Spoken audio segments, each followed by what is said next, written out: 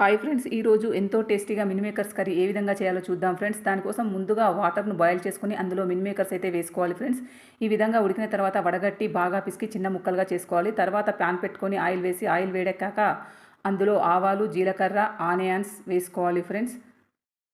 ఈ విధంగా ఆనియన్స్ కొంచెం మగ్గిన తర్వాత కరివేపాకు వేసుకోవాలి. తర్వాత పసుపు, అల్లం వెల్లుల్లి పేస్ట్ వేసుకోవాలి. ఇవి మగ్గిన తర్వాత టమాటాలు అయితే వేసుకొని కొంచెం సేపు మూత పెట్టుకోవాలి. టమాటాలు బాగా ఉడికిన తర్వాత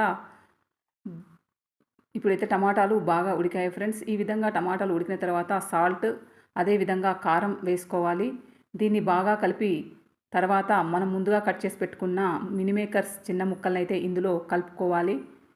ఈ విధంగా కలిపి ఒక 2-3 మినిట్స్ మూత పెట్టి ఉంచుకోవాలి. ఈ మూత తీసిన తర్వాత ఆయిల్ అంతా పైకి వస్తుంది ఫ్రెండ్స్. ఈ విధంగా మిల్ మేకర్స్ కర్రీ అయితే ఉడికింది ఫ్రెండ్స్. చివరగా దీంట్లో ధనియా పౌడరు, కొబ్బరి పౌడర్ అయితే వేసుకోవాలి.